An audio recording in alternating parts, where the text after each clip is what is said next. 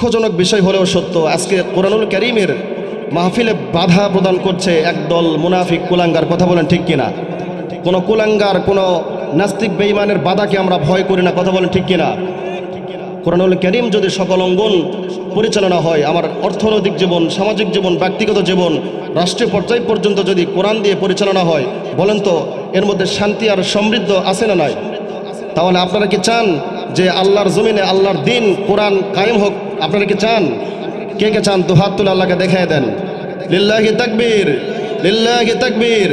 আল্লাহ রাব্বুল আলামিন আমাদের সকলের হাতকে কবুল করেন, সকলে বলে আমিন।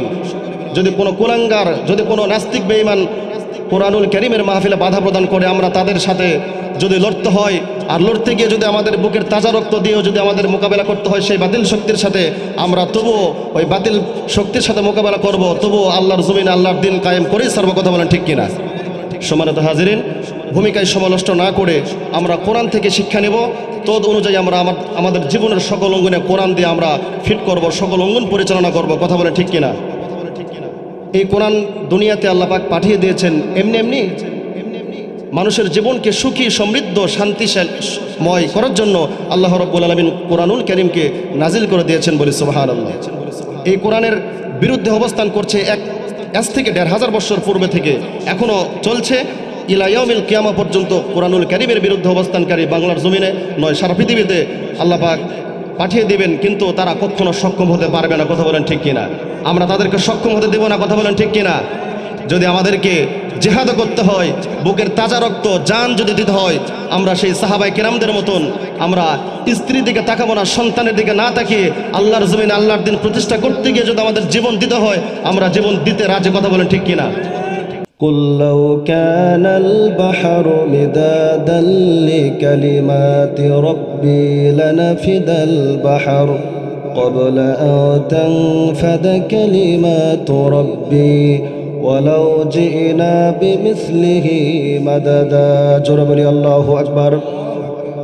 পবিত্র কোরআনুল কারীম সূরাতুল কাহফের শেষের দিকে মহান আল্লাহ রাব্বুল আলামিন বলেন, হে নবী আপনি জানিয়ে দিন, আপনি বলে দিন, যদি সমুদ্রের সমস্ত পানিকে কালি বানায়, আর যদি কালি বানিয়ে ওই কালিকে কলম দিয়ে যদি ব্যবহার করে আমার কালেমার ব্যাখ্যা, আমার প্রশংসার কথা যদি লেখা শুরু করে দেয়, আর সমুদ্রের সমস্ত পানিগুলো দিয়ে যদি আমার প্রশংসার কথা লেখা শুরু করে দেয়, সমুদ্রের সমস্ত পানিগুলো শেষ হয়ে যাবে, আমার কালেমার ব্যাখ্যা লেখা শেষ হবে না। বলি সুবহানাল্লাহ।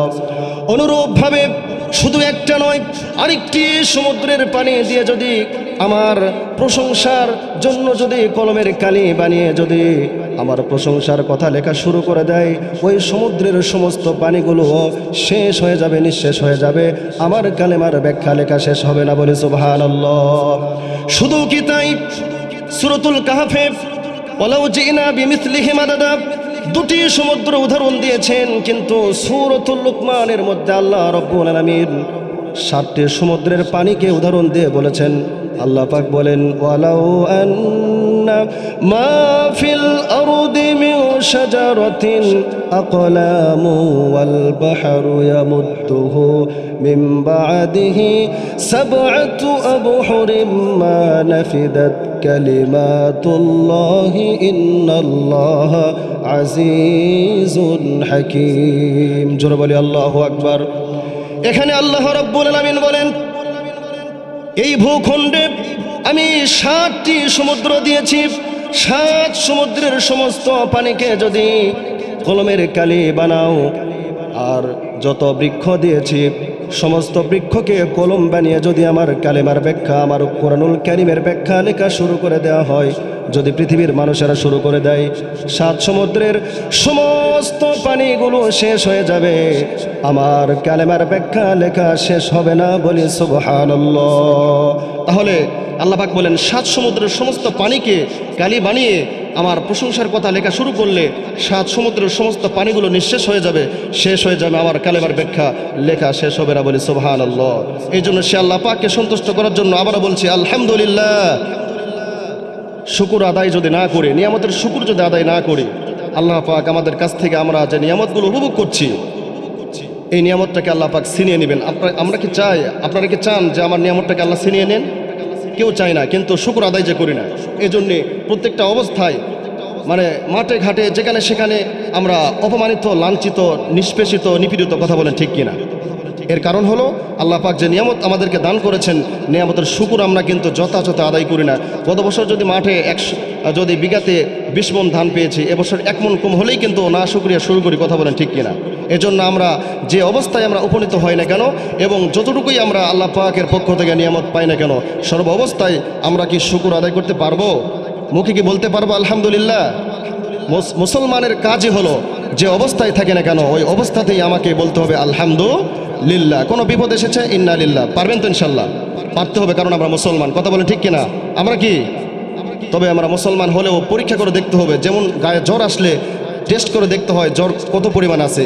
আমাদেরকেও মুসলমানিত্ব যদি প্রমাণ করতে চায়, আমাদেরকে দেখতে হবে মুসলমানিত্ব কতটুকু আছে, আমাদের এটা যাচাই করতে হবে, কথা বলেন ঠিক কিনা? একজন কাফের যদি বলে আমি কাফের, সঙ্গে সঙ্গে মেনে নেওয়া সম্ভব। একজন বৌদ্ধ যদি বলে আমি বৌদ্ধ, তৎক্ষণাৎ মেনে নেওয়া সম্ভব। একজন ইহুদি যদি বলে আমি ইহুদি, তৎক্ষণাৎ মেনে নেওয়া সম্ভব। কিন্তু একজন মুসলমান যদি বলে আমি মুসলমান, তৎক্ষণাৎ মেনে নেওয়া সম্ভব নয়, কথা বলেন ঠিক কিনা? কারণ সকালে করছি মুনাফিকি, বিকালে করছি আবার কুফরি, আবার সন্ধ্যার আগে আবারও করি জিনাখোর, আবার সুদখোর, কথা বলেন ঠিক কিনা? এত অসম্মানিত, এত আল্লাহ পাকের নিষেধগুলো আমরা করছি, করে আমি নিজেকে মুসলমান দাবি করছি। কে বলেছে আপনি মুসলমান? আমরা কি মুসলমান? নামে মুসলমান, আদম শুমারিতে মুসলমান, কিন্তু কাজে মুনাফিক, কথা বলেন ঠিক কিনা? এই জন্য বিশ্বকবি কবি সম্রাট আল্লামা ইকবাল রহমতুল্লাহি আলাইহি বলেছেন, শাহাদাত গাহে উলফত মে কদম রাখনা, শাহাদাত গাহে उल्फत में कदम रखना, लोग समझते हैं आसा है मुसलमान होना। बोले अल्लाहु अकबर। विश्व कवि सम्राट আল্লামা ইকবাল রহমতুল্লাহি আলাইহি বলেছেন, মুসলমান হওয়া তো এত সহজ নয়। মুসলমান হওয়ার মানে হলো জিহাদের উত্তপ্ত ময়দানে যেখানে গেলে মৃত্যু অনিবার্য, যেখানে গেলে স্ত্রী বিধবা হতে পারে, যেখানে গেলে সন্তান এতিম হতে পারে, যেখানে গেলে আমার জীবনটা চলে যেতে পারে, সেইটা জেনেও ওই জিহাদের ময়দানে ইসলাম কায়েম করার জন্য, আল্লাহর জমিনে দিন কায়েম করার জন্য যদি ওই জিহাদের ময়দানে আমি মুসলমান যদি উপস্থিত হতে পারি, তাহলে তার নাম হলো মুসলমান। বলি আল্লাহু আকবার। রাজা ওই জিহাদের ময়দানে কি যেতে পারবেন? স্ত্রী সন্তান আমার জীবনের দুনিয়ার সব মায়াকে ত্যাগ করে আল্লাহর জমিনে আল্লাহর দিন প্রতিষ্ঠার জন্য যদি ওই ময়দানে বাতিল শক্তির সাথে লড়তে পারি, তাহলেই তো আমি মুসলমান। এই কথা কে বলেছেন? কুরআনুল কারীমের নির্যাস থেকে কবি আল্লামা ইকবাল এই কথা বলেছেন। বলি সুবহানাল্লাহ। আসুন আমরা কোরআন দিয়ে জীবন গড়ি। কি দিয়ে জীবন গড়ব? কোরআন দিয়ে জীবন যদি করতে পারি, আল্লাহ পাক আমাদেরকে নিশ্চিত জান্নাত দান করবেন। কারণ এই কোরআন মেনেছিলেন আমাদের রসুল, সাহাবায়ে কেরাম মেনেছেন, যার কারণে দুনিয়াতে থেকেই তারা জান্নাতের সার্টিফিকেট প্রাপ্ত সাহাবী হয়েছিলেন। কথা বলে ঠিক কিনা? এই কোরআনটা কার উপর নাজিল হয়েছে? বিশ্বনবী। এর কি বলতে পারবেন না? একটু মানুষের সাথে কথা বলতে হবে। আমার সাথে যদি কথার তাল না মিলান তো আমি কথা বলতে পারবো না। কথা বলে ঠিক কিনা? কোরআনটা নাজিল হয়েছে কার উপরে? বিশ্বনবী জনাবে মুহাম্মদ রাসূলুল্লাহ সাল্লাল্লাহু আলাইহি সাল্লামের উপরে। এই কথাগুলো বলছেন না, তার মানে নবীর সাথে সম্পর্ক আপনার তেমন নেই। কথা বলে ঠিক কিনা? আমার স্ত্রীর সাথে যে সম্পর্ক থাকা দরকার, মার সাথে যে সম্পর্ক থাকা দরকার, পৃথিবীর সব নেতা খেতা যতগুলো আছে সবার চাইতে আমার রসুলকে বেশি ভালো যদি না বাসতে পারি, তাহলে আমি প্রকৃত ইমানদার নয়। এই কথা কে বলেছেন?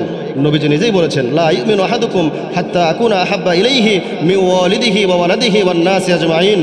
পৃথিবীর সমস্ত মায়াকে ত্যাগ করে আমাকে যতক্ষণ না পর্যন্ত বেশি ভালো না বাসবে, ততক্ষণ পর্যন্ত ওই ব্যক্তি প্রকৃত মুমিন মুসলমান হতে পারবে না। কথা বলেন ঠিক কিনা? তাহলে সর্ব অবস্থায় আমরা যে আদর্শ মেনে চলবো, সেই আদর্শ কার? বিশ্বনবী জনাবে মুহাম্মদ রাসূলুল্লাহ সাল্লাল্লাহু আলাইহি সাল্লাম। কথা বলে ঠিক কিনা? কারণ বিশ্বনবীর আদর্শ যদি আমার জীবনে ফিট করতে পারি, আমি সাকসেস। কথা বলে ঠিক কিনা? আমার নবী কেমন ছিল? আমার নবীর উপরে কোরআনটা নাজিল হয়েছে, আর তদনুযায়ী নবীজি জীবনে বাস্তবায়ন করেছেন, সকল অঙ্গনে সাহাবায়ে কেরামদেরকে শিক্ষা দিয়েছেন, তা মেনেছেন দেখে জান্নাতের সার্টিফিকেট প্রাপ্ত সাহাবী হিসেবে আল্লাহ পাক আখ্যায়িত করেছিলেন। বলে সুবহানাল্লাহ। এখনও সেই কোরআন আছে, এখনও সেই আল্লাহ আছে। আমরা কি কোরআন মানলে আশা করা যায় কি যায় না যে আমরা জান্নাত পাবো?